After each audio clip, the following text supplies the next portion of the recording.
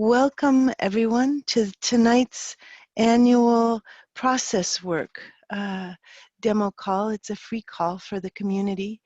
It's a way for me to invite you into an exploration of the convergence of language and memory, the way that the brain holds memory, the way that the brain holds us as family members, how we think of our families, how we are separated from our families, and what kinds of processes and wonderings and needs guesses can bring us more of a sense of belonging, both to our families and to the planet, which is of course hugely important at this point in our planet's life.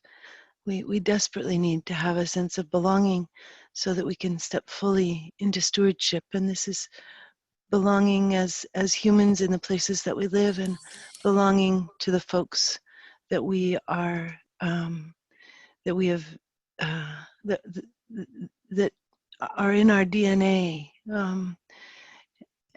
Part of what we're holding this evening is a sense that we are affected by what has happened to our families in history. The beautiful work of epigeneticist Moshe sheath at the McGill University in Canada shows us that the traumas and wars and famines and natural disasters of history are actually inscribed on the epigenetic sheath around every strand of our DNA. He showed this by taking a look at what was happening with folks who had lived through the Quebec ice storm, which was 3 months of terrible ice where people were stranded. They had to band together and stay in one-room places where there was fire and a little bit of food. People were hungry. People couldn't get rid of their garbage. The water lines were frozen. People were kind of barely surviving during this long, long ice storm. And what Moshe sheath was able to do was he was able to look at people's, the protein sheath around people's DNA, it's called the epigenetic sheath. And just like, you know how with tree rings, you can look at the different width of the different tree rings in the core of a tree and tell what years were good years and what years were years of drought. With human DNA and the epigenetic sheath, we can actually tell what kinds of events have happened to our families, whether they were affected by genocide, whether they were affected by war, whether they were affected 3 or 4 generations ago. There was a terrible famine in all of Northern Europe and Eastern Europe. The famine was so bad in the early 1800s in Russia that the people there in some of the remote places even turned to cannibalism in order to survive. We carry these, the marks of what has happened to our families in our bodies, in the way that our genes are expressed, in the way that our bodies process stress. And the more work we do that unifies us and connects us with a sense of past generations and a groundedness in our present moment, in our present time, in this present body, the more ease we have and power, access to power we have in the world. So, so here we are, coming together to explore something that's a new process, kind of process work for me. Every year I roll out whatever it is that I've been working at, often at the convergence of family constellations and nonviolent communication, the way that language heals trauma. And this year, this is what I've been working with, is what happens when we make needs guesses for families. So I'll go ahead and share my screen with you to take you through a few concepts before we begin. So in this call, we're going to look at the undercurrents of the last 3 generations of the present time of the seeker or the person who's receiving the work, their parents, and then their grandparents. And and probably working with either the mother's line or the father's line, whatever seems important to that particular person, whatever part of the family they want to be unified with. Do you want to go to full screen? Oh, thank you, full screen. Thanks, Carolyn. There we go, that's better, huh? So, the way that it works ideally for us is we experience a flow of love from the generations behind us. We have a sense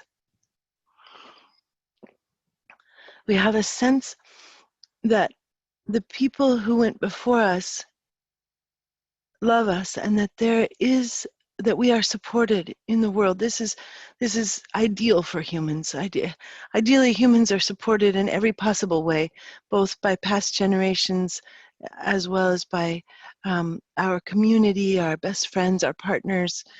It's very sweet to have support from all directions, and this is one of the possible directions that support and love can flow from, is a sense of the big ones behind us holding us as littler ones in present time.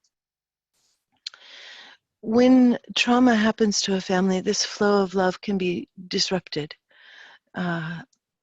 Different kinds of trauma can have different kinds of effects, and they'll have different effects on different people.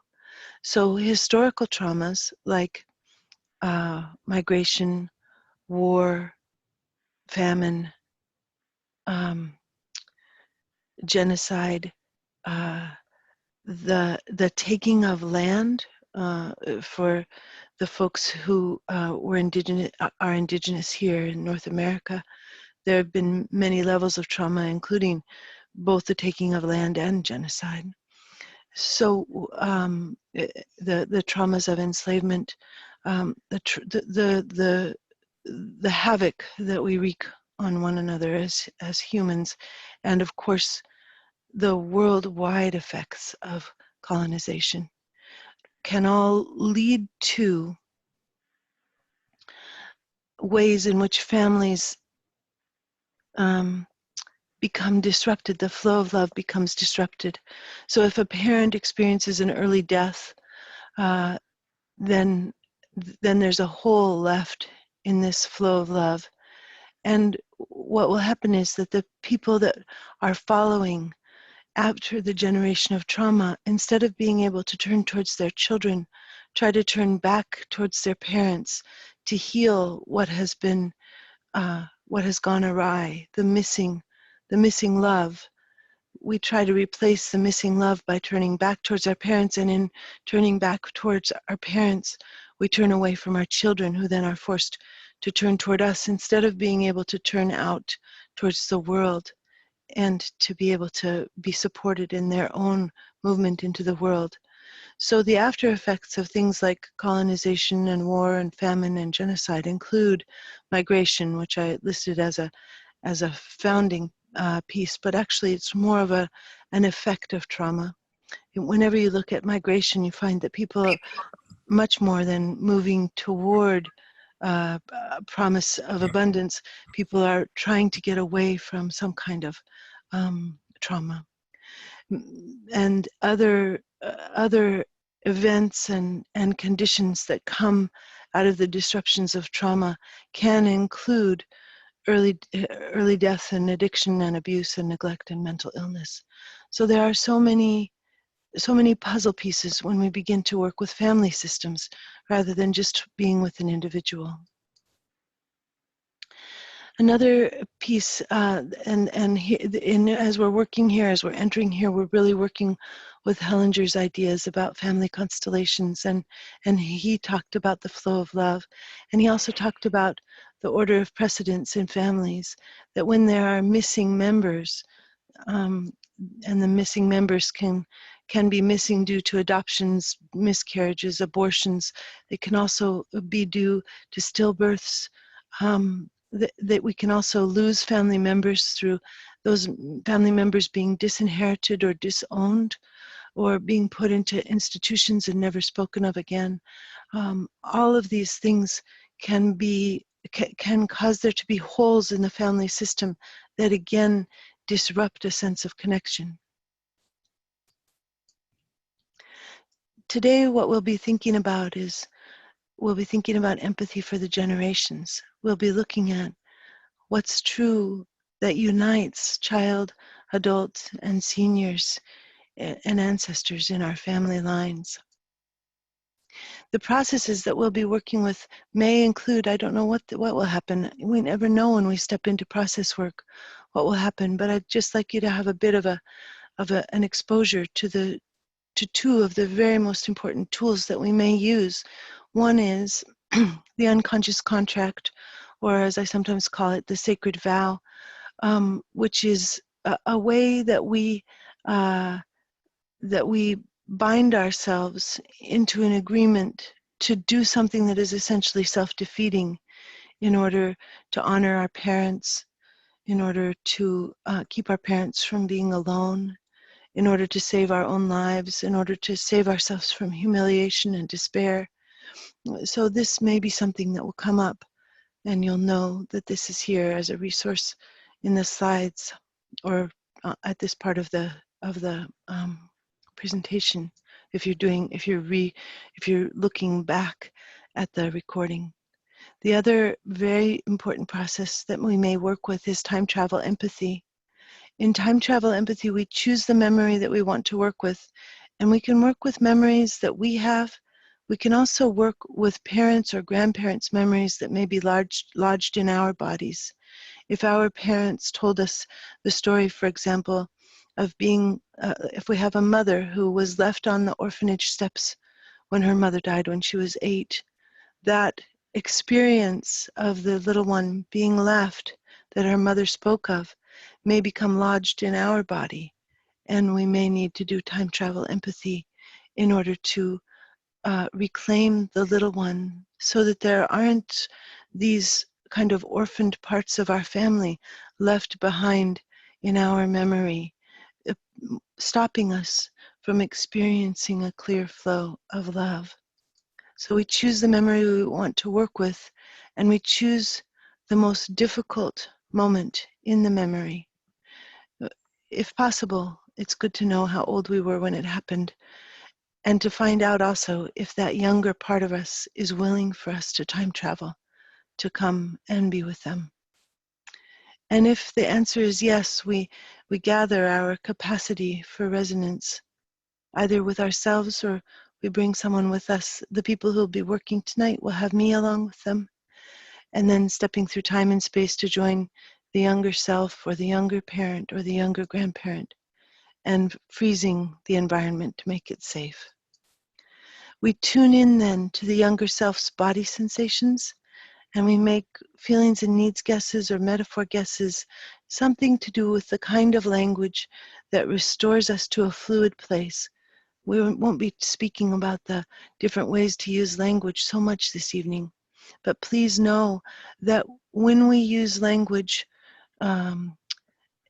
as in an instrumental way, in order to get things done, we leave the space of relationship. And when we leave the space of relationship, we leave fluidity behind. But when we stay with body sensations and we stay with resonant language, you'll experience this evening, that things that previously were quite static begin to move in new ways. Once the younger self's body relaxes, we see if the younger self would like to come back to present time with us. If it's a parent, we do it slightly differently. I don't know how the work will unfold this evening, but you may notice that this evening.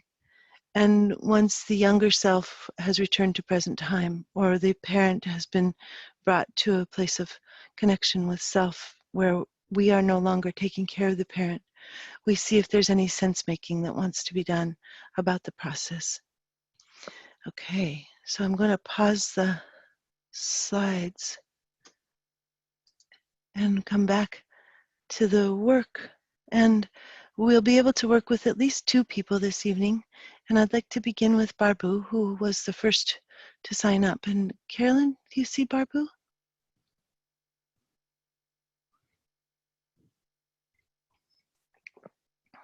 If Barbu can unmute themselves, that would be ideal. Oh, there we are. Hi. Thank you, Barbu. Lovely to see you. Yeah, you too. Now, one of the things that I was requesting among the volunteers was that there was some willingness and desire to have a sense of connection with family. So I'm just going to begin by double checking that with you. Absolutely. Okay. And will you say a little bit about how your sense of your connection with family is disrupted right now?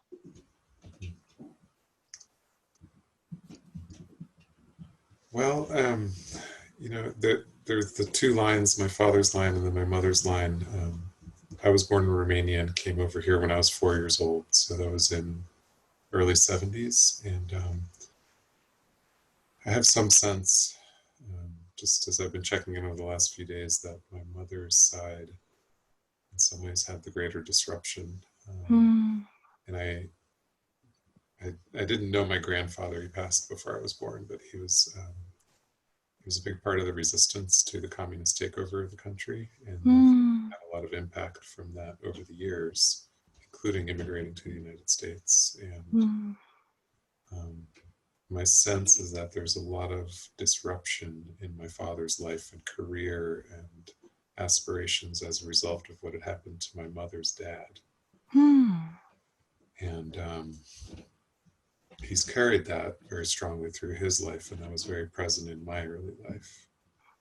And then my mother's mom did survive and came over and lived with us and essentially raised me, lived in our house with us. So there's some real sense of her carrying that in as well. And my family story is just very wrapped up in the massive disruption of all of the countries in Eastern Europe through that time period. But mine was particularly Romanian, so there's some longing to reconnect and heal some of the same strains that I feel coming through me. What do you feel coming through you?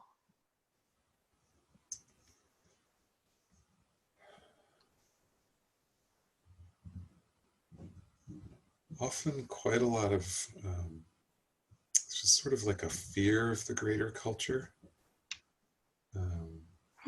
which can show up as almost like it's showing up particularly now as an inability to take my own work out into the world.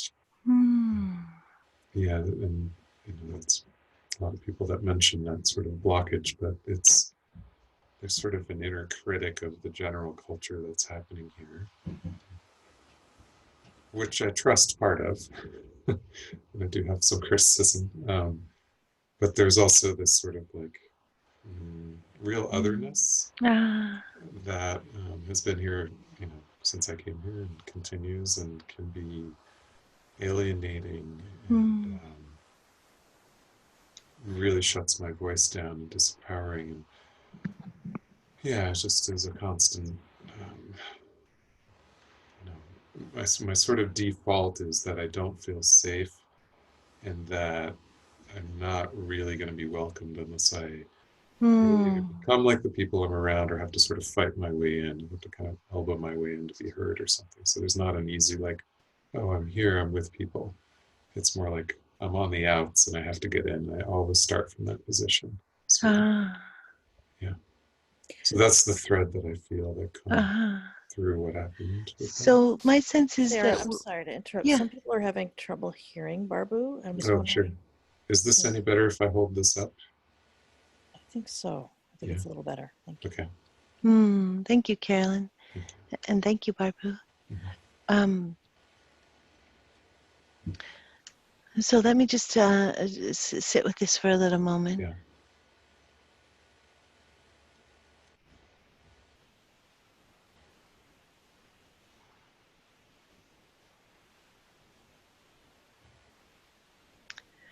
So the first thing that I'd love to do is to have you tune into this disquiet that you feel in your own body, and see if, when you think about your mother's mother, who you knew, whether you also find it in her body.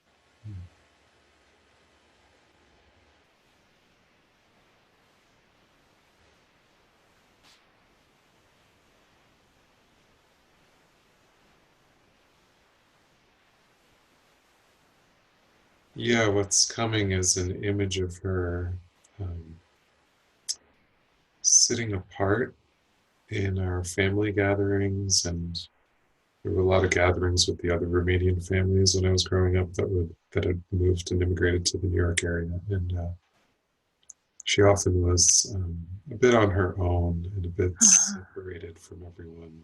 Uh-huh. So the first thing we'll do, and then just tell me if you sense it in your mother's body as well.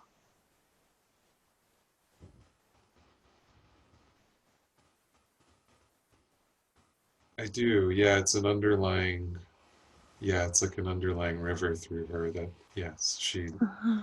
worked hard to overcome, but Yeah. it's certainly like a, yeah, absolutely.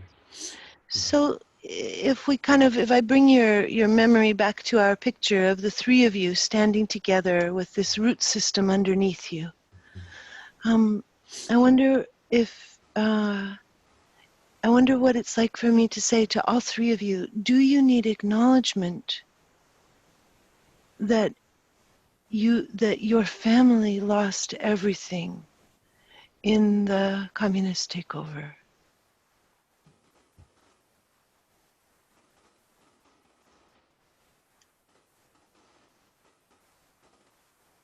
Yeah, so you sort of see them almost cover their faces in grief. Uh, uh, and the next thing I'd like to guess is, um,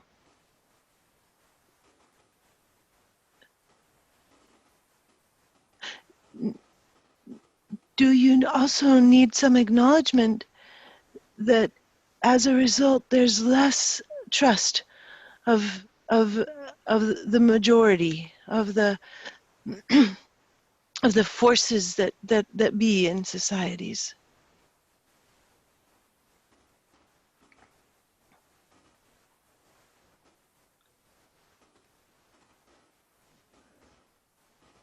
Yeah, that's interesting. It's like I feel actually my mom relax into more, like she's able to trust more.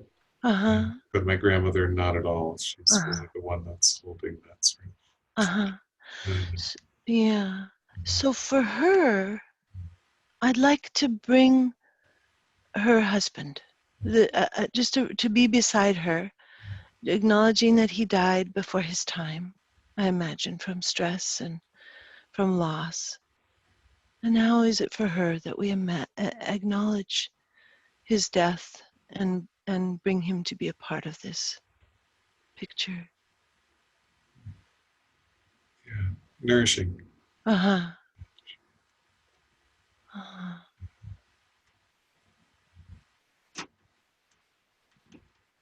Yeah, like she's.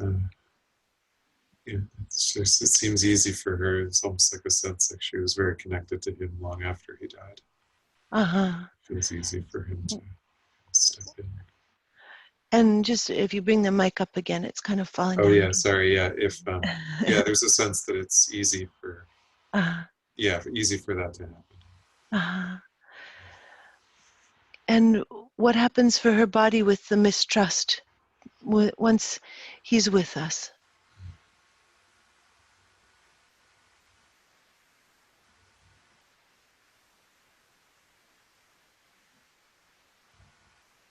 She's emboldened in a way. Um, yeah, she feels much stronger with him, and I have some sense that together they were very critical, and rightly so. I mean, they had a real sense of what was happening and didn't want to, and were very concerned. Uh, So, but there was a unity there that, yeah, I can feel uh. And now what's happening with your body and your fear?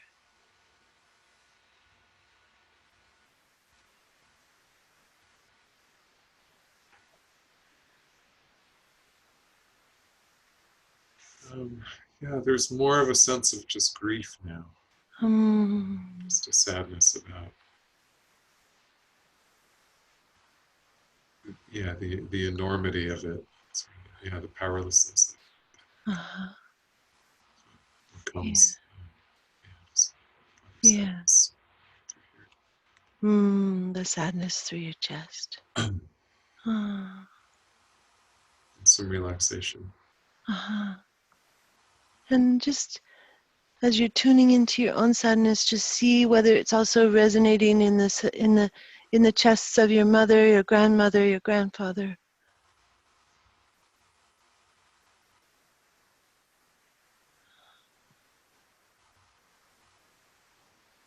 Yeah. There's it's interesting, Sarah. It's like I feel they're sort of unified in this, like holding it as this immense tragedy. Hmm. There's also this pride in how they stood up to it. Hmm. They're beautiful. Hmm. Hmm.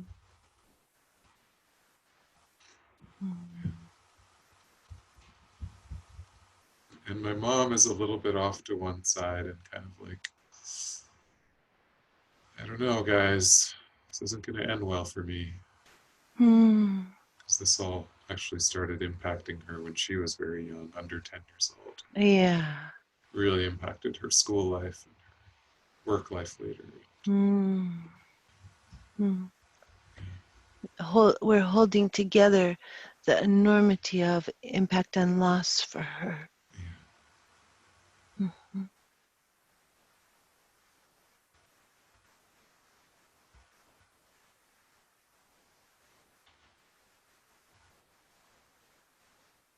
Yeah, I feel myself relax at that quite a bit. Mm. Just Mm. this wave of letting go. Mm.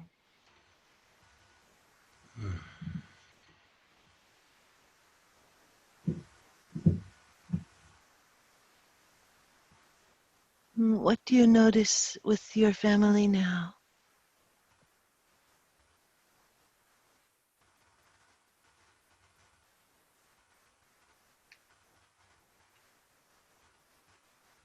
That sense of unity, actually. Mm. Yeah, like a cohesion. And Mhm. yeah, I guess it's a certain kind of empowerment. Mm. It's almost like we're touching um, uh, uh, um, let me check. Is it almost like we're touching something like we will give up everything for what is right. Mm.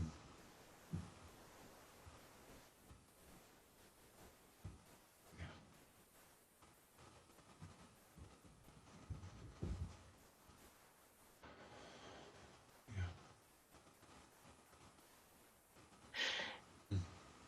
Uh, Yeah, that's like when you say that, it's like I have a sense that my mom really understood that, and I don't think I.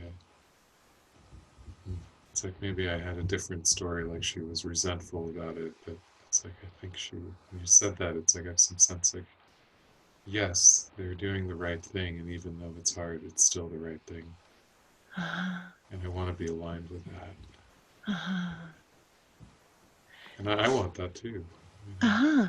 Well, now the next question is, it goes one step farther than touching into the family needs. It feels like we're really touching the family needs. But my next question is, what does your grandfather want for you?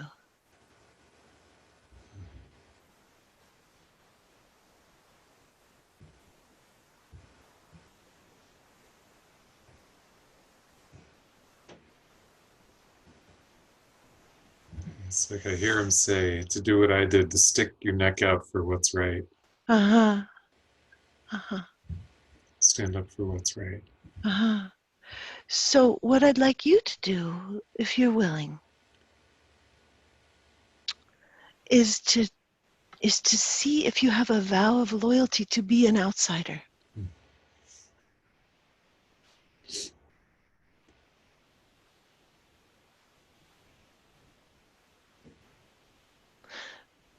And for everyone on the call, this might sound something like I, Barbu, solemnly swear to you, my family line, that I will be an outsider with you, that I will always consider myself outside of the dominant structures of society in order to, and then it might be honor you for your struggle or to accompany you so that you're not alone.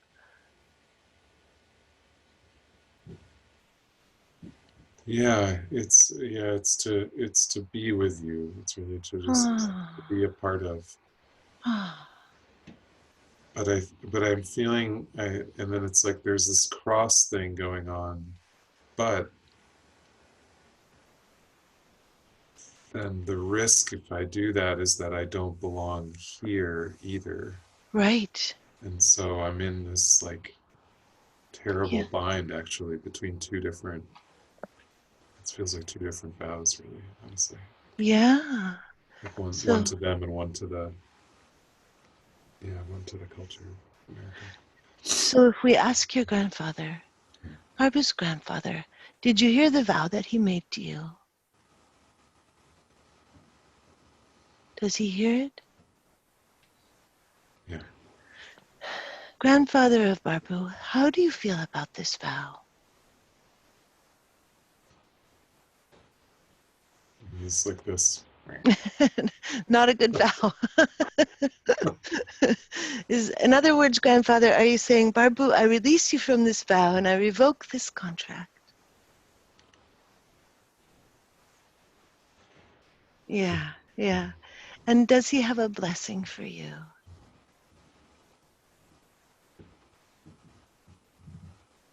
Do this your way.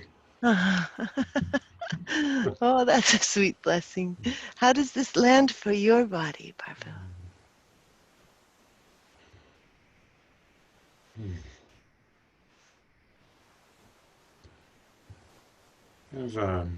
Yeah, there's a feeling of both like it's like a little bit of sadness to kind of let go of and also like sense of joy and like more ease and just more room to move around or something. Yeah, more space. Very nice. Is this a good place for today? Mm-hmm. Yeah. Okay. Thank you. Thank you, Barbu. What I'd love to do, if you're willing, is for people to be able to write in on the chat if they had a need that was met or a gift that was received, so that we claim you back into our circle, if you're willing. Okay. So if folks, you can find the chat by hovering your cursor over the bottom of the screen, and you'll see chat there at the bottom. And thank you, Mercedes. Shared reality and so much gratitude. Thank you. And JP, need for authentic work and care. Jaya, insight, vulnerability, and exploration. Randy, shared experience in being an outsider in one's own family and friendship network. Terry, gratitude and freedom. Peggy, compassion. There are many more, and I'll let you read them. Barbu, thank you so much. Is there anything else that you'd like to say before we transition? Thank you for holding the space for that. This has been an ongoing life process for me. So. Yeah, thank you. And thank you for letting us be with you and touching these family needs together. I am moved by the beauty. Thank you. And now what I'd like to do is to let you have an experience of another demo so that you begin to make sense of the way that we're holding this idea of family needs. So what I'd like to do is to go to Viv if we can. And hi, can you hear me? Yes, I can. Yes. I've never done Zoom, so I actually couldn't connect through my laptop. I see you, but I'm not able to do any chat, and I'm on my telephone to have this conversation. I don't know if there's any other way to do this for me. I'm enjoying your creativity. Okay, but as long as you can hear me good. I can hear you just fine. And then when we have people share needs met, I'll read them to you since you won't be able to see them. Yeah. Thanks. And Viv, hello. It's very nice to meet you. You too. What part of the world are you calling in from? Well, Canada. I'm on Salt Spring Island, near Vancouver. Yeah. I wanted to take a workshop from you for a long time. So I'm really excited to do this piece with you. Thank you. Me too. What's your sense of how you're blocked in this connection with family? You have also holding an intention to be connected with them. Absolutely. What's your sense of how the lay of the land is now? Well, my parents immigrated from Europe after World War II, and my brother and sister were born in Denmark. I was born in Canada. I didn't ever know a majority of my family. So my mother's parents, who both passed away in their 50s in Norway, I never knew them. And my father's grandparents, I met my grandmother once when I was 2, and she traveled to Canada for my christening. So I was very young. And my cousins, my parents, I feel blessed because they took me to Europe several times as a child to meet family. But I didn't have cousins and aunts and uncles running around. We didn't do holidays together. It was very removed. I was very removed from extended family my whole life up to this point, and didn't know my grandparents on either side. My mother, she left Norway after the war. She was a prisoner of war for the last year and a half. She was only 20 years old. I did family of origin work in my graduate program out of Seattle. And so I interviewed her and I learned more about her experiences. They were horrific, extremely traumatizing. I believe that just from my conversations with my brother through the years that we carry her trauma through her DNA, because we both, and my sister, but we don't talk about it. We just seem to share something, this deep, deep woundedness that it's hard to describe. I feel this underlying chronic kind of grief or emptiness around not ever having extended family. All of my family's in Europe, and a lot of them now have passed away. So I don't know anybody. I don't know. I have a family tree sitting beside me on my father's side that goes back to the 1600s. I have very little information about my mother's side. I know apparently that there was Jewish on my mother's side because my mom overheard a conversation once between her parents where her mother was scolding her father, saying, "Oh, that's the Jew in you," and hush. Because of the war, it was very secretive, very hush-hush. And there was very little information. So I just feel this void.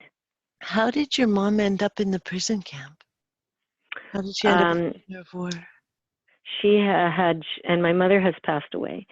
She shared with me that she and a group of friends had been helping to get legitimate news out of Norway about what was happening. And they got caught, and the Nazi soldiers shot all of my mom's friends in front of her. But they didn't shoot her, and they put her in a camp, and they proceeded to experiment and torture and do all kinds of heinous things. And then she was liberated when the war ended. Was she in camp in Norway? Did they take her out? And, no, I was in Norway. Mm-hmm. And I'm just going to close my eyes for a little minute and hold what we've been talking about so far, just to let it kind of seep in, let it integrate.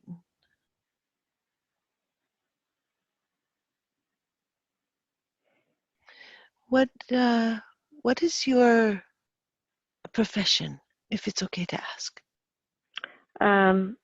I have my education in coaching and counseling, and I have a business in coaching, life and career coaching. I also work with nonprofit organizations doing family support. Who are your favorite clients? Who do you most love to work with? I love working with my elders because I also work with seniors, and I love them. Average age is like 88, and we just laugh. We laugh and enjoy each other whenever I'm there. And I enjoy the babies I work with, the toddlers and babies. Yeah.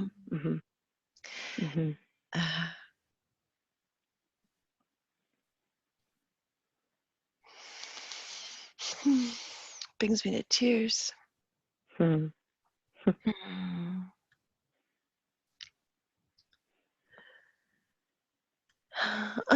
Your mom, did she have a profession when she was in Canada?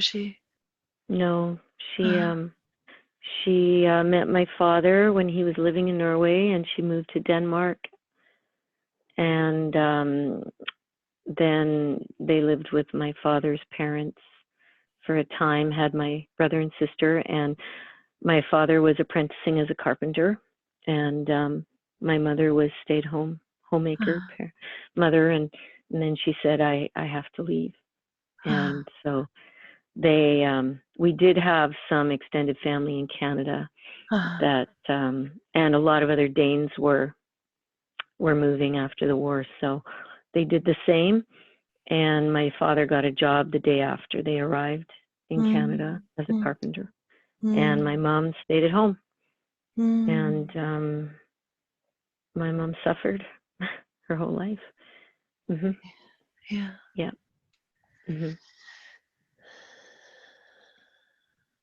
So tell me if you have any stories from your mom about her mom. I do, and they're not very happy. What are the stories? Well, my mom had two brothers. One died from tuberculosis during the war. He wasn't allowed to seek treatment. My mom told me that was her mother's favorite child. So her mother really changed after he died. My mother had a sister and another brother, and apparently my mom wanted to go to university.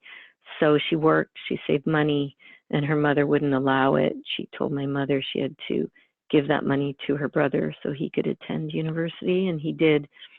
And he quit just before graduation.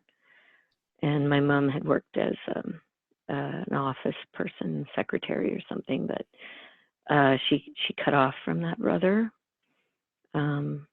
So she also has a story about having, I don't remember if it's scarlet fever or yellow fever. She was very, very ill with a high temperature and laying on the couch at home, and her mother going to the movies with a friend and not tending to her, with a neighbor who tended to her and dragged her mother out of the movies to go take care of my mother, take her to the hospital.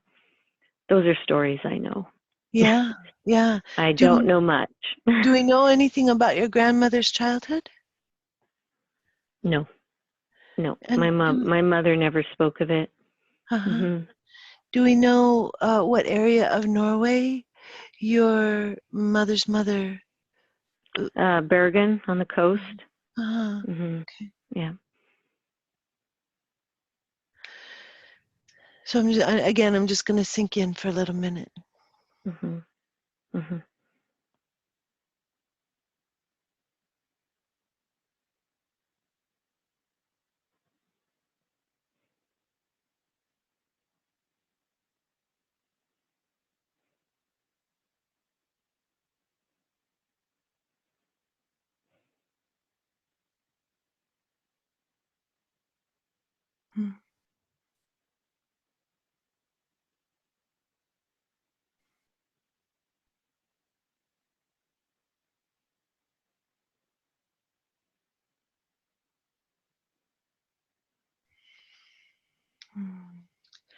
So if we imagine you standing beside your mother and your mother's mother with us as well, what is it like? How does your body do?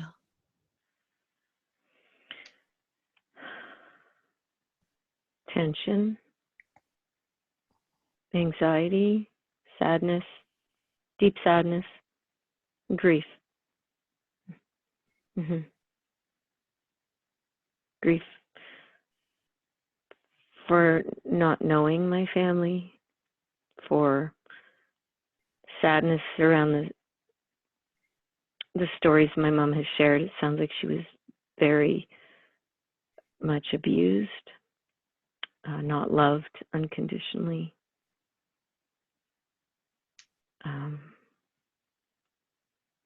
Yeah, a lot of sorrow. The very first thing that I'd like to do is to acknowledge the death of your mother's friends, that they were shot in front of her. So, Yeah. So I'd like to bring them to be here with us.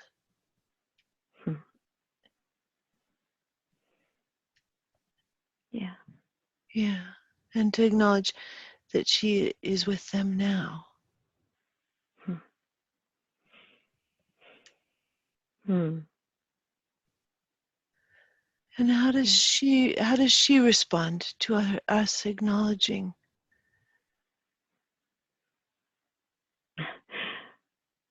My first thought is she's always wanted to be acknowledged and validated, and was not, and never felt worthy or enough. So to have that image of being acknowledged like that, I think is beautiful. How does her body respond to us? Do you notice anything as you kind of tune into her? What do you notice? Initially, probably resistance and protection. Yeah. As long as I knew her, she was very protected. Okay. And defensive. Yeah. So we'll leave the friends there with us, but I'd like to do something else for the line of women, which is to make a kind of a guess for this line of women. Your grandmother, your mother, you probably also your great-grandmother, great-great-grandmother.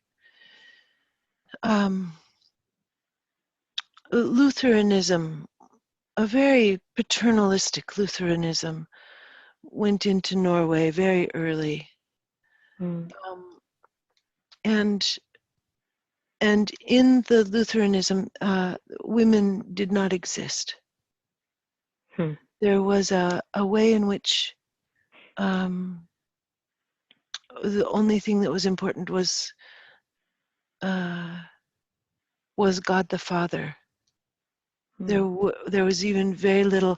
In the Catholic Church, there's a very strong sense of Mary. And in the Lutheran Church, there's a much less strong sense of anything that has to do with the feminine. So I'd like to acknowledge for all three of you, do you need acknowledgement that for as long as your cells and your family's cells can remember, women's existence has been erased? Wow. Yeah.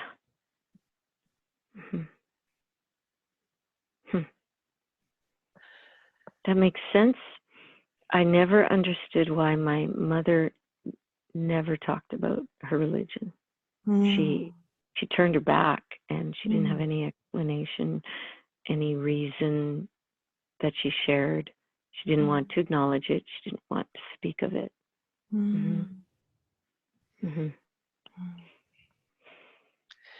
How does your mother's body now, when you tune into her, how does she respond? Listening. Not completely defensive and protected. Curiosity maybe, an opening, small opening, very small, a turning towards just a little bit, not much. And the grandmother, what's happening with the grandmother with this acknowledgement? It's very difficult. the only picture I've painted of her, not having ever known her, is very rigid and steely and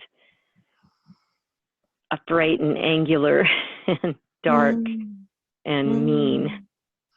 It's hard for me to see anything other than that, though I imagine she's a very wounded child herself.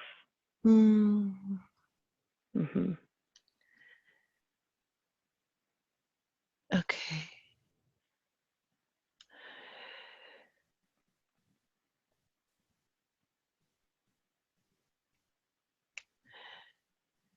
So I'd like to make just since so many of the words that you used in relationship with your grandmother have to do with strength, I'd like to bring in another guess of acknowledgement.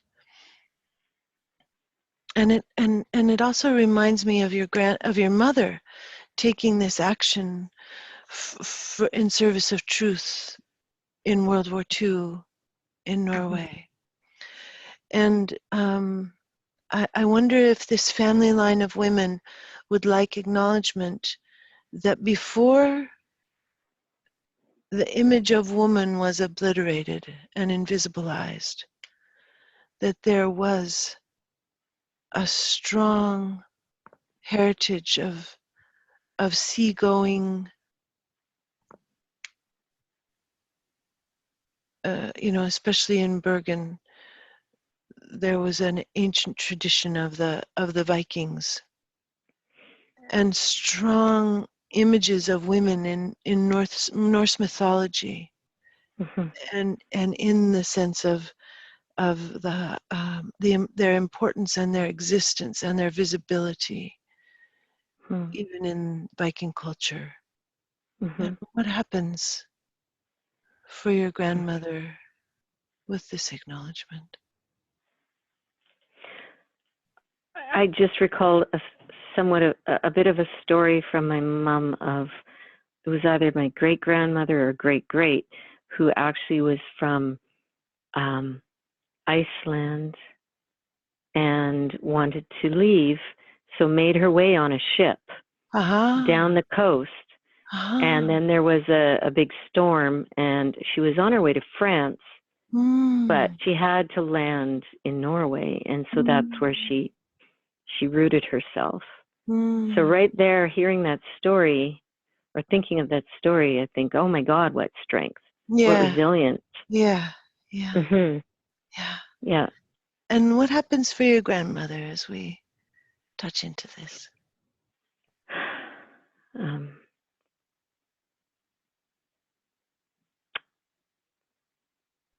I think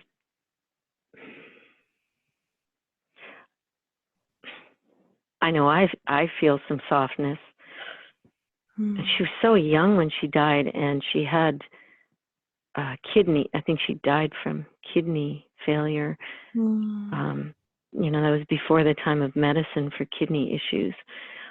She must have endured incredible pain, living in very harsh times. I notice in myself some empathy that I've never experienced, because I actually have not thought often of my grandmother because there was so little said about her. And what's happening with your mother's body now?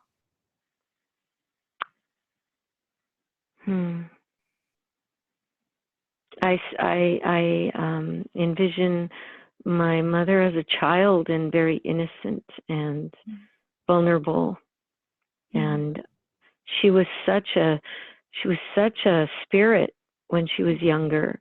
When she carved out her own kayak, she used to cliff dive, she would ski.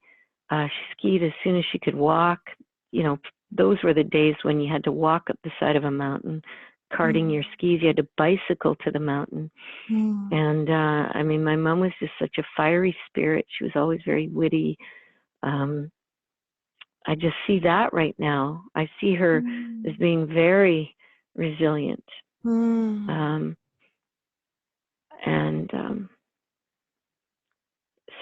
some softness. I Mm. see some softness. Now that in she her. has oh, go ahead, in her. No, just softness in her edges. Uh-huh. Yeah. Mm-hmm. Now that we have found a little softness in her, how is it for her that we've brought her friends? Hmm.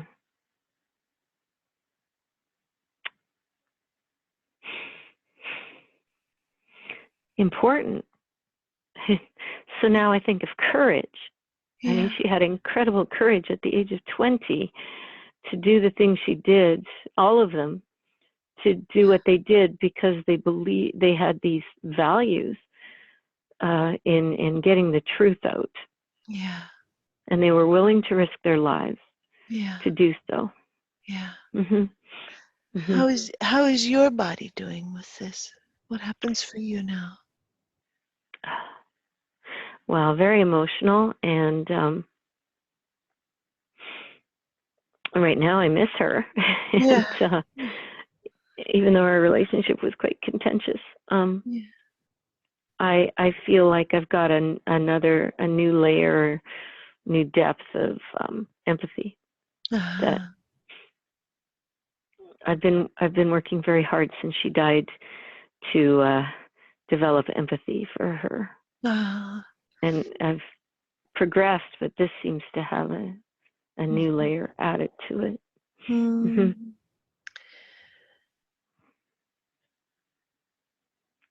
So, I'm going to stop again and just sink in again. Mm-hmm. Mm-hmm.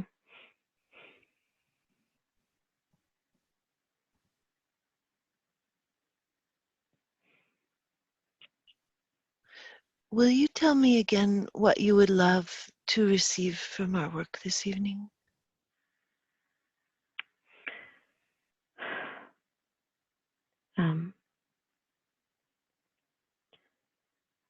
To feel more connected to my family, my ancestors, to feel less of a gaping wound inside me around that, less of an emptiness, a void, less of a void. So tell me again, the woman who came down the coast was trying to get down to Europe and ended up in Bergen. Was she your grandmother's mother or your grandmother's? I don't quite remember what my mom said.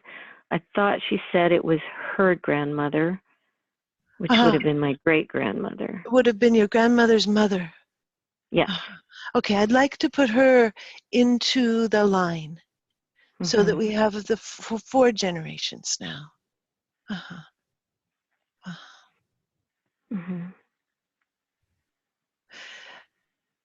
And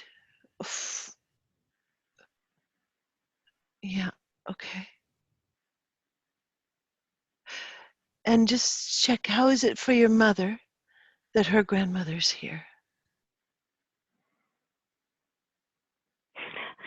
Well, the first word that came up was prickly. Prickly. Whenever she spoke of her mother to me, which was not often, there was no love expressed. What about for her mother's mother? How is it for her that her mother's mother is now with us? That that might be okay. When she spoke of the story of traveling down the coast and the storm, I didn't get a sense of resentment or anger or hurt or anything. It was just, this is interesting. This is how she ended up being born in Norway. Right? It's more curiosity. Yeah. And then how are you with your great grandmother there? Good. I notice a longing to know more. I just do. I want to know that story. I want to know everything. Yeah. Can your great grandmother see you?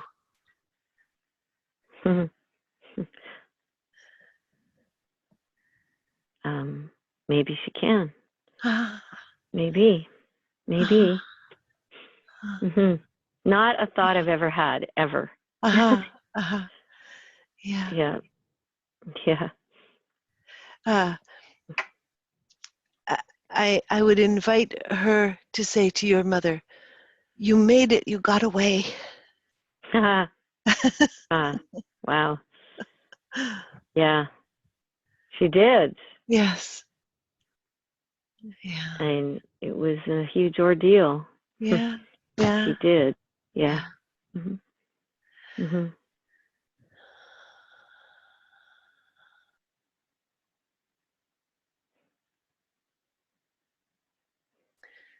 So for all of these women, I'm going to make a guess for you, your mother, her mother, to make a guess.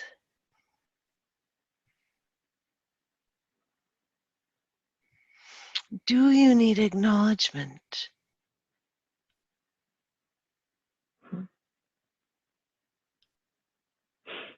Me? I'm going to, for all four of you, do you need acknowledgement that love and strength stirred together creates a little bit of prickliness? Of what, sorry? Prickliness. Oh, prickliness.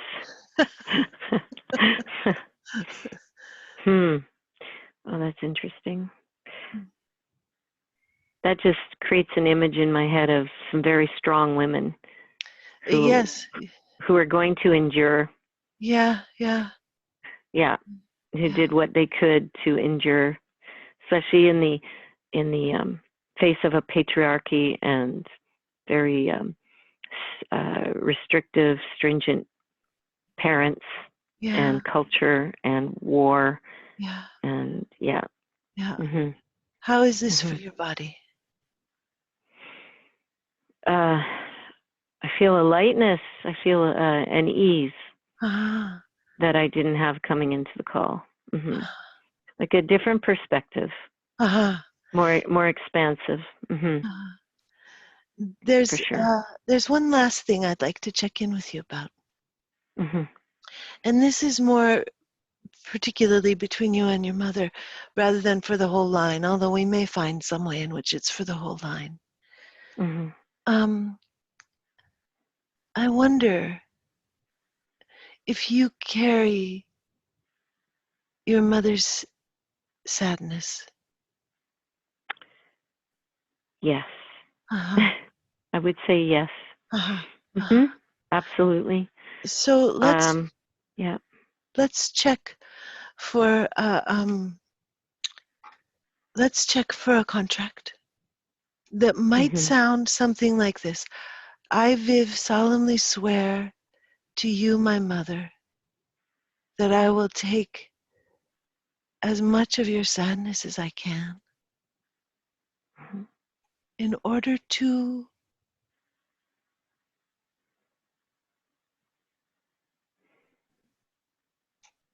do you have a sense of the in order to?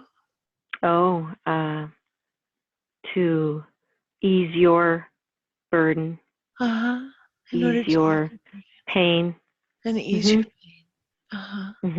Yeah. Could we check with your mother? Oh, and then the last part of the vow is no matter the cost to myself. No matter the cost to myself. Yeah. Yeah. Yeah. Yeah. Yeah. Yeah, that resonates. Yeah. What's your mama's first name? What was her first name? Anna. Anna. Anna, did you hear Viv's vow to you?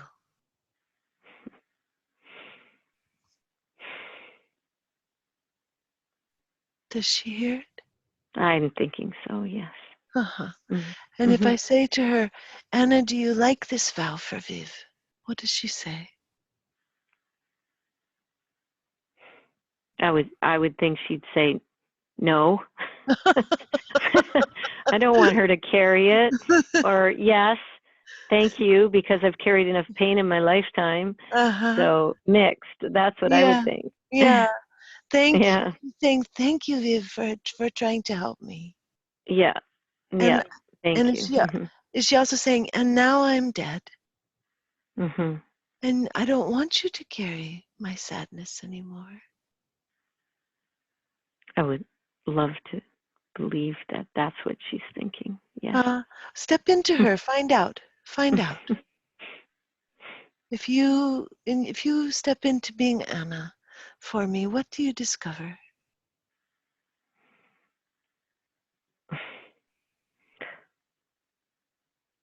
Well, now that she's dead, I believe she's not in her woundedness anymore. Yeah. And so she's free and unencumbered, by her pain and suffering, to say, I want the best for my daughter. I want my daughter to relieve herself of this burden. Mm-hmm. So let's have her say, Viv, I release you from this contract. Repeat those words for me as if you were her. Mm-hmm. Viv, Viv, I release you from this contract. And I revoke this vow. And I revoke this vow. And then what's her blessing for you? And you have my blessing to? And you have my blessing to feel pure joy. Oh. And love. Oh. Mm-hmm. To feel joy and love and lightness. Mm-hmm. And just come back to Viv for me now and tell me about the body. How is your body? Very emotional, Sarah. Oh. Yeah. Yes. No, it feels very liberating to say that, to envision it, to feel it in my body, to say it out loud, and to actually believe it. Mm-hmm. Yeah, it feels very freeing. Mm-hmm. Mm-hmm. Yeah. And then take one more look for a vow that you have to yourself. Because sometimes when our mothers are racked with trauma, we make a promise to ourselves to carry as much of their pain as we can. And it's another level. It's I, Viv, solemnly swear to my essential self that I will carry my mother's pain in order to, and then what's your in order to here? If this still feels true. To carry my mother's pain? Yes, I swear to myself that I will carry my mother's pain. Mother's pain. In order to. Wow. I will carry my mother's pain in order that I don't want to carry my mother's pain. And I notice resistance to that statement. Yeah. It may not be true. I'm just checking whether there's a seam in the ore that we need to touch.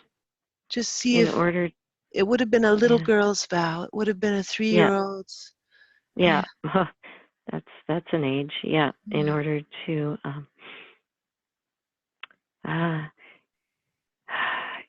so what comes to me is in order to live small and quietly, because that's what she needed when I was a girl.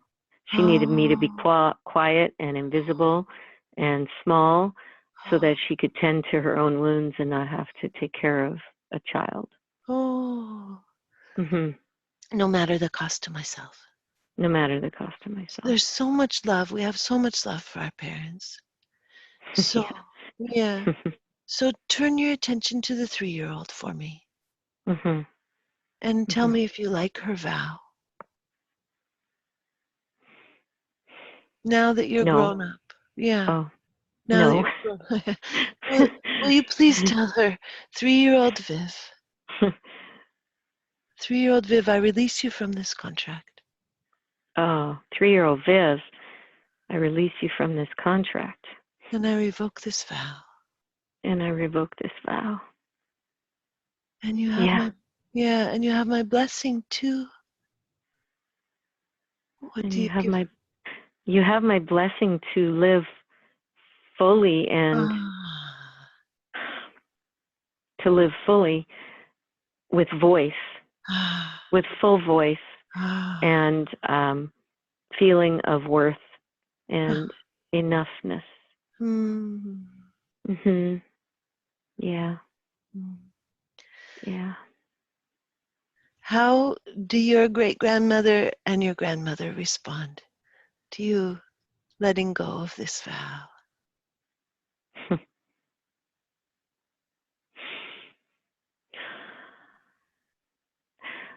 I'm believing that there's a part of them that would nod their heads and go, yeah, a 3-year-old should not be carrying that kind of burden. Yeah.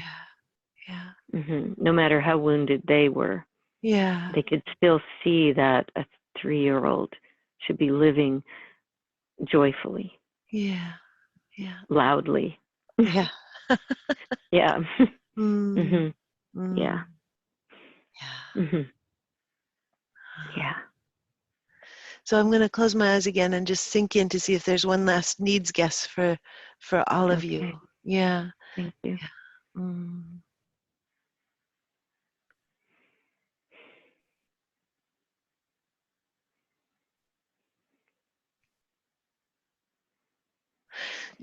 As a line, do they need acknowledgement that they completely long for their daughters to thrive and they have no idea how to support it? Yes. Yeah. Yeah. Yeah. Absolutely. Yeah. That there's a line of a helpless longing. Yeah. And love. I believe so. And then just touching again that you love the old people that you work with. Yes.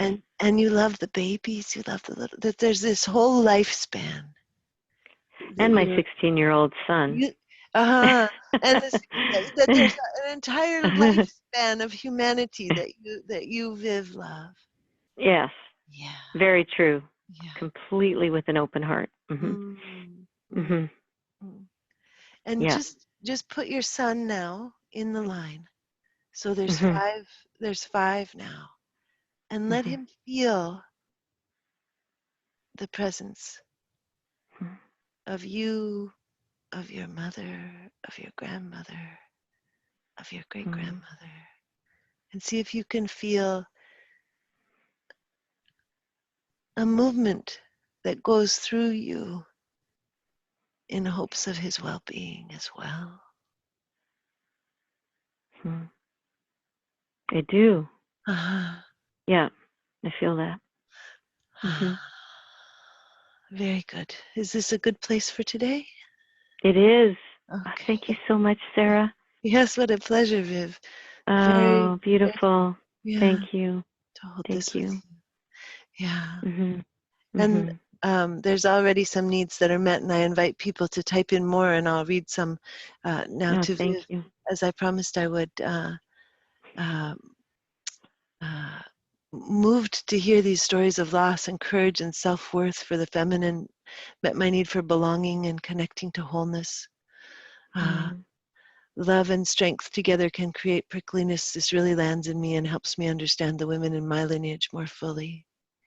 I'm touched by human resilience, strength, courage in horrific circumstances of life, the beauty of softness, vulnerability, love, integrity, empathy. Thank you. Wow. A celebration of prickly women, tenderness and depth of these women's love, strength, courage across generations with whatever that brings. Thank you, Viv, for sharing this. Authenticity, the need to be seen, moved and hopeful, compassion and mourning, beauty. Someone named Apple wrote, I felt something clear there within me. And Mercedes, vulnerability, love. And Stephanie, met my need for healing with my maternal lineage after the recent passing of my mom. Thank you. So thank you, Viv. Anything that you'd like to say before we transition? I appreciate all of the comments. It really brings people together to share our stories, our truths, our vulnerabilities. I find it time and again, it brings people together in a place of love, just open-hearted love. I appreciate this opportunity. Thank you so much, Sarah. Oh, thank you. Thank you. And it was such an honor to meet your family. Thank you. Thank you. Mercedes says, wonderful words, Viv. And Barbu, and Barbu wrote, acknowledgement of immense impact on women that wars and atrocities have had through history. Yeah. Yeah. Thank you. Yeah. So now what I'd like to do is this will be the work that we do this evening, since our time is now at 8:15, and I'm open for any questions that people have about process. But first, I'd like to speak for a moment about things that are upcoming, so that you have a sense of possibility.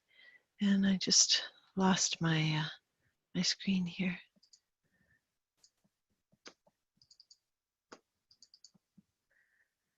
Full slideshow, play from current slide.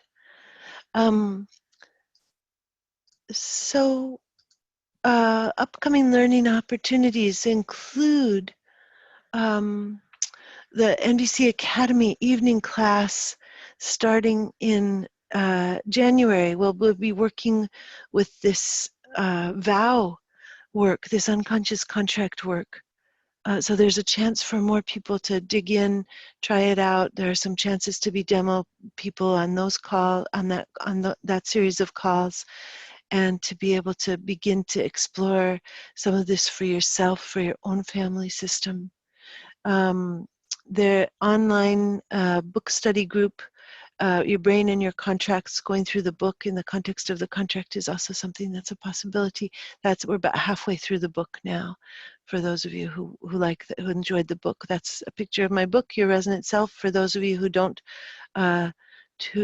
know me before now, this is a book that's really about the convergence of language and memory, and how we can move into a deep relationship with self that has far more sweetness than we may ever have imagined. The January 2019 webinar is Finding Joy, and that's in the series, the 2019 monthly webinar series that goes throughout the year.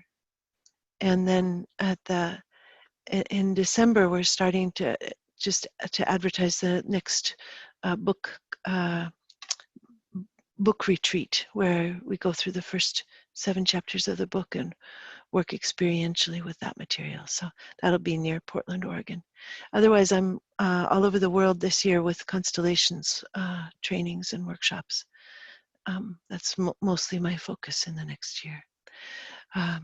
And so, let's see, I think I stopped the share.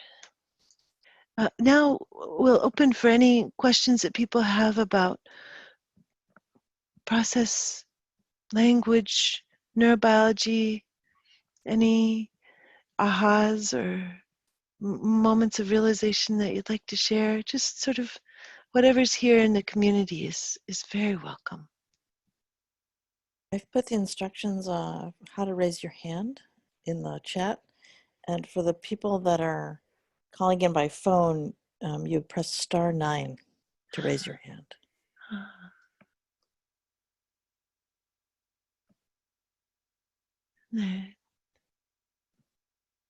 Just acknowledging that the time when I'm waiting for questions for some reason is the most excruciating. So we've got Jackie. Can you find Jackie? Oh, there's Jackie. Wonderful. Jackie, Hi, go Sarah. ahead. Hi. Hi, I really enjoyed this and was able to follow along with my own family parallels. And I'm new to your ideas, some of your ideas, and I wonder if you would talk more about the way you're using language as something that connected to neurobiology. I'd love to hear a little bit more about that. Thank you for asking this, Jackie. This is my deep love. We have two ways that we use our brain. One is to get things done, and one is to be in relationship with others and self and the world and with mystery. And if we use language that gets things done, then we stay in the part of our brain that's the get things done part of the brain. I call it the instrumental brain. It's roughly the same as the left hemisphere, but there are some parts of the right hemisphere that contribute to the instrumental brain. So if we stay with advice and strategy, and have you thought of doing this, and have you talked to your therapist about that, we never really move into the relational space. And what takes us into the relational brain is language that lights up the right hemisphere. The right hemisphere, the left hemisphere is the language center of daily language for the brain. But there are certain kinds of language that light up the right hemisphere. Poetry lights up the right hemisphere. Needs guesses light up the right temporal parietal junction. The talk about body sensations brings the right hemisphere to life. When we name feelings, this also enlivens the right hemisphere. Deep felt sense autobiography lights up the right hemisphere. So we got to be in right hemisphere space talking about families when we were with Barbu and when we were with Viv. We got to experience what it's like to be connected to families from this consciousness, which is not the consciousness that we're usually connected with our families in. Often we're trying to get things done or figure something out or get information, rather than wondering about how the history of a family over centuries even has unified truths and longings and loves and values. How is it to hear this, Jackie? Am I answering more or less in the direction that you were interested in?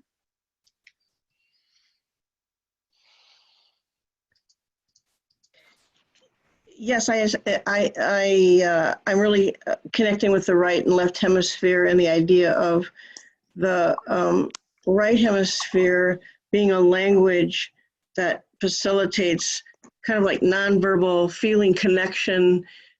If we're going for connection, using the right language gets the whole conversation into that.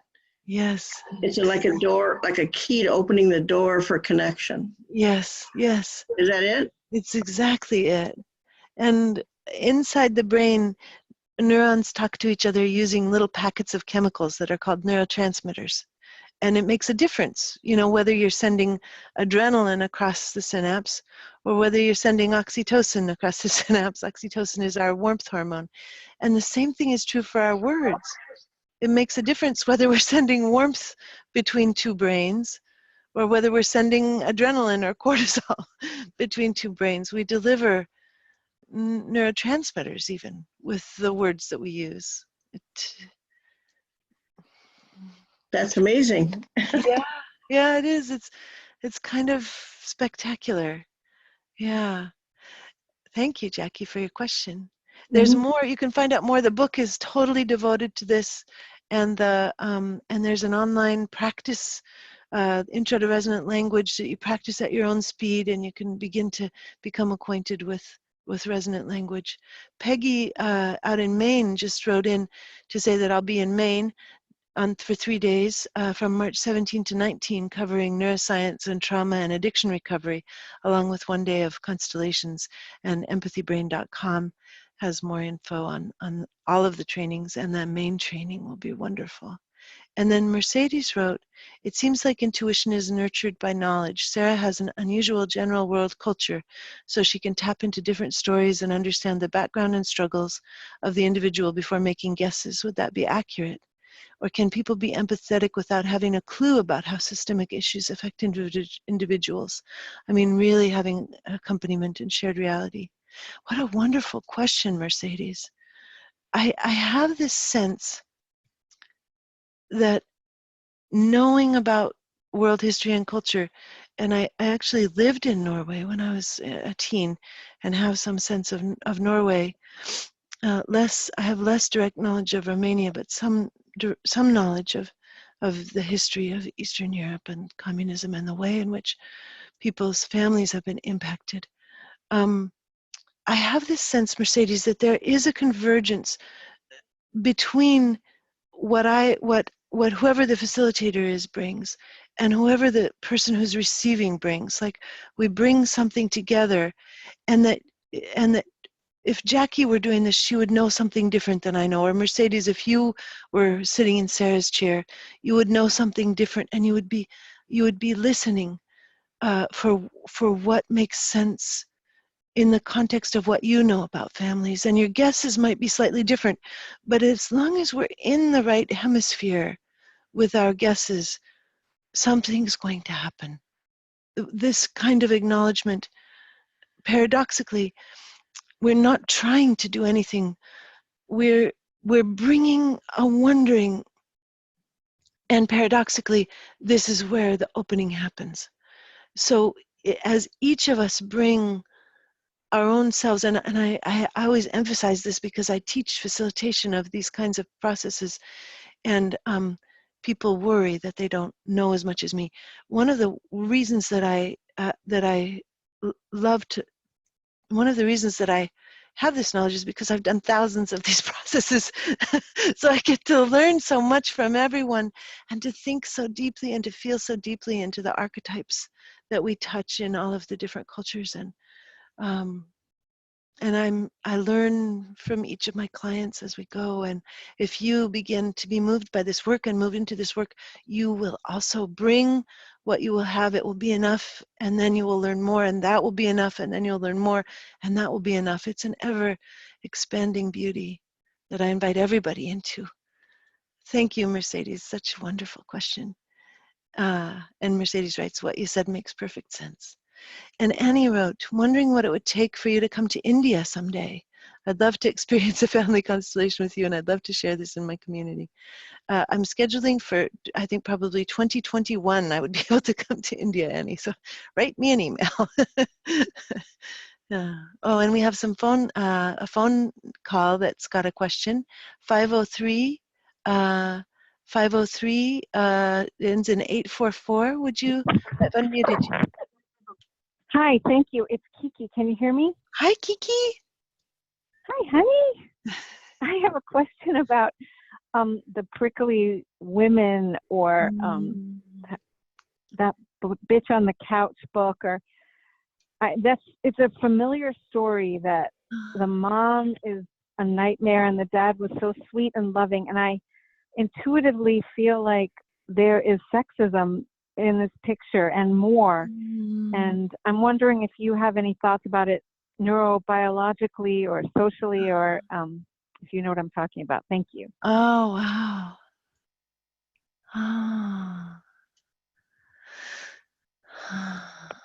So the very first thing that comes to mind is that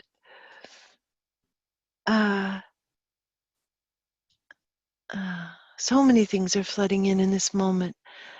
So many things about the way that women have been affected by centuries of not having choice about giving birth. And how when we're not getting to choose to be mothers, that there can be a pain about lost lives that's present, the lost lives of the women. I was reading about a woman revolutionary in Paris in the late 1700s. I think it was the late 1700s. I don't remember which century it was. And she said, I was so struck. She said something like, this serving of food to families keeps women slaves and stuck in terms of time and clocks. We need to have communal cafeterias so that women no longer have to make food for their families. There was something about that that just delighted me. I was like, oh, I never even thought of that. But indeed, that my life as in the part of my life where I've held the space, feeding the children, it's got a certain quality of relentlessness, So, yeah, so this is such an interesting question. I think it has many, many implications. I'm doing a constellations workshop exploring patriarchy in July near, on Mount Hood, on the foothills of Mount Hood in Oregon. So that's another possibility to explore more. Thank you for this question, Kiki. Thanks, Sarah. Okay, and then Pam, let me unmute you. Pam Davis, you had your hand up. Yes. I am able to communicate with many different beings on many different levels, but every time I do ancestor work, I'm unable to feel them behind me. And I'm wondering if that's something you've run into. Do you have a sense that your mother could feel them behind her?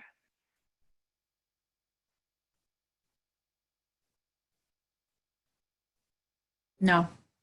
Do you have a sense that your grandmother could feel them behind her?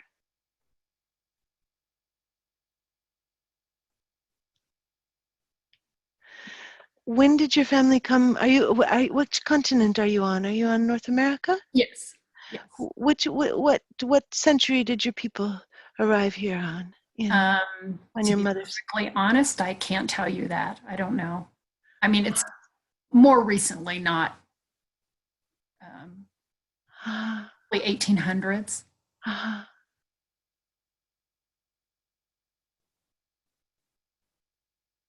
Do you know where they came from? On my mother's side, I don't.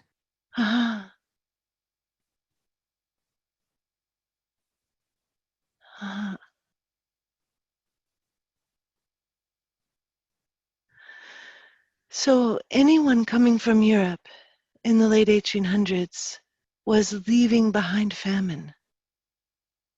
It was widespread. I think possibly if people came from Italy in the late 1800s, which was not when the Italians really began to arrive, they arrived just a little later than that, mostly. Everybody was fleeing famine. What happens if we name famine as like the deaths from famine, just fields littered with people who have died? What happens for your body? There's a response. I definitely had a response, yes. Yeah.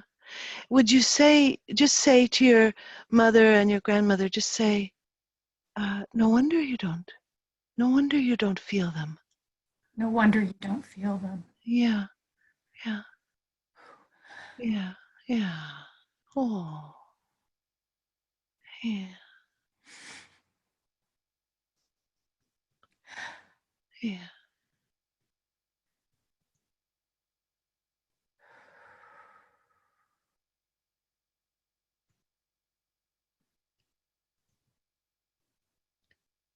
Yeah.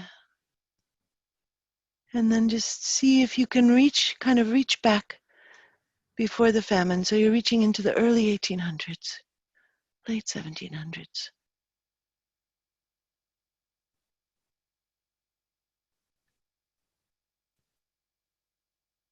Very faintly, yes, I can. Yeah. So there's a start. Thank you. Yeah. Thank you. Thank you, Pam.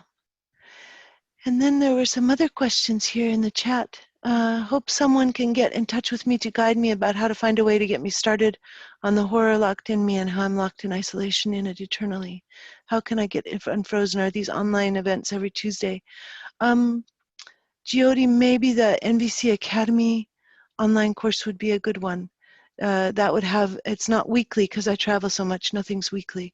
But this is a once a year thing, this process work webinars once a year.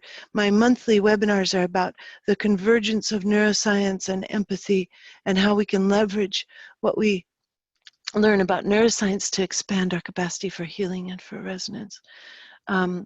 So it's informational rather than process work. But the NBC Academy program will have a lot of process work in it. And that's a start. Otherwise, getting the book is also a very good start. And that book actually will be out in 2019 as a recorded books. So you'll be able to listen rather than read if you're someone, because often trauma and horror that's locked within us prevents us from being able to read. But sometimes we can listen. Yeah. And so those are some starting points. And Jane says she's going to sleep in Scotland. Good night, Jane. And Pinar says, can the facilitator be so off and take the client to a place which might hurt instead of heal? I guess my question is, are there any risks involved? I'm new to this modality.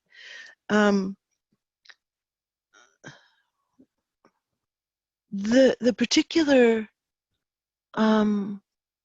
what's most important is beginning to learn the difference between right hemisphere and left hemisphere language.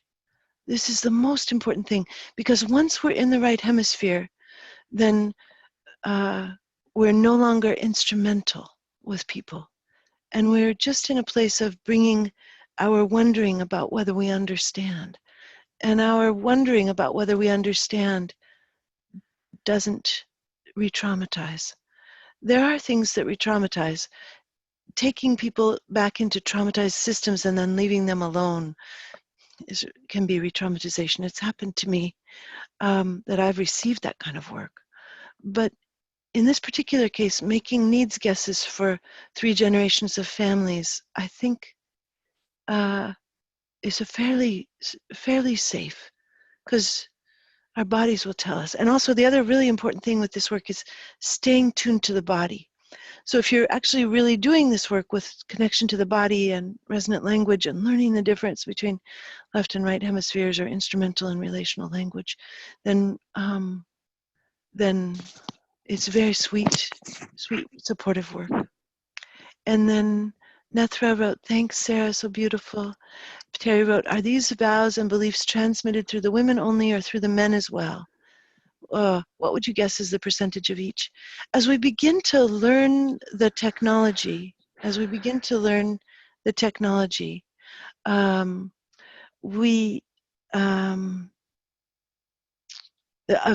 unconscious contract work, we find it everywhere. And mostly we make it to ourselves.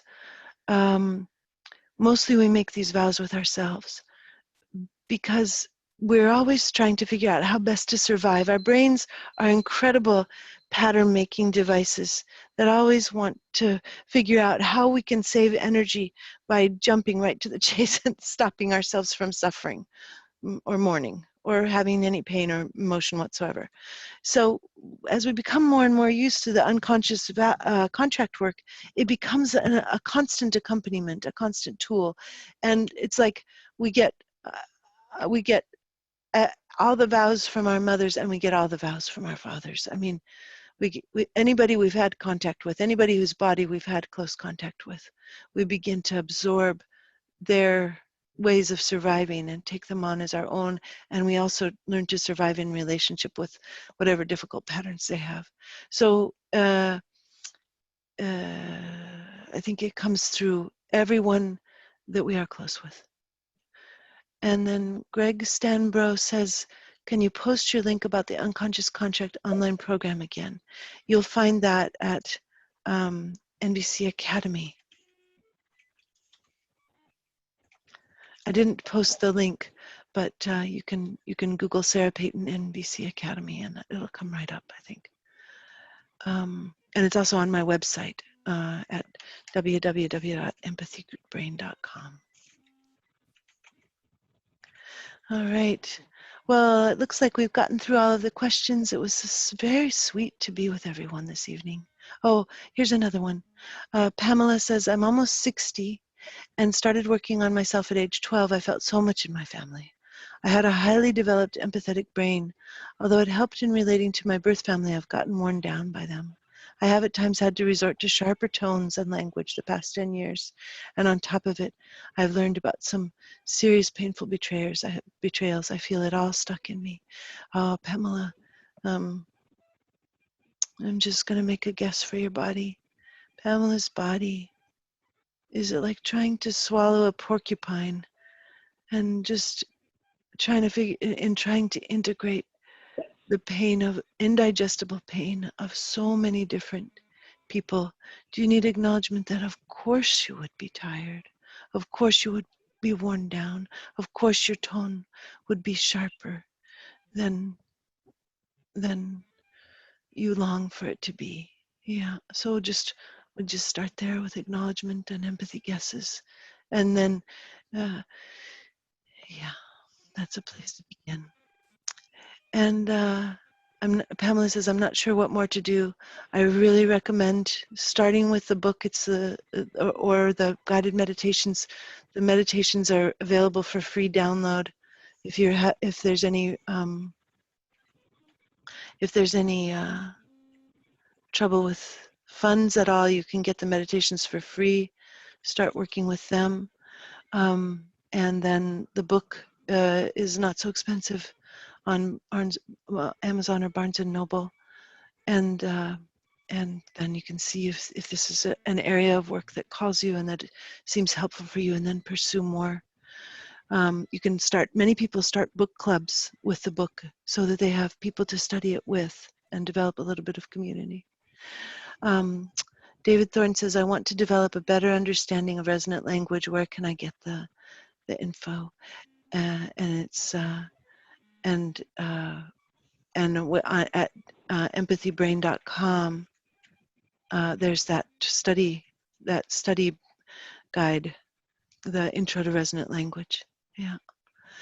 Oh, so sweet to be able to share this with all of you. Thank you for being here. Carolyn, shall we just take everybody off mute so we can hear a great chorus of good nights and goodbyes? Good night, everyone. Good night. Thank you so much. Everyone. Thank you. Oh, good Thank night. you. Good night. Thank Oh, Bye, Jaya. Bye. Aloha. Thank you. Bye. Thank you. Aloha.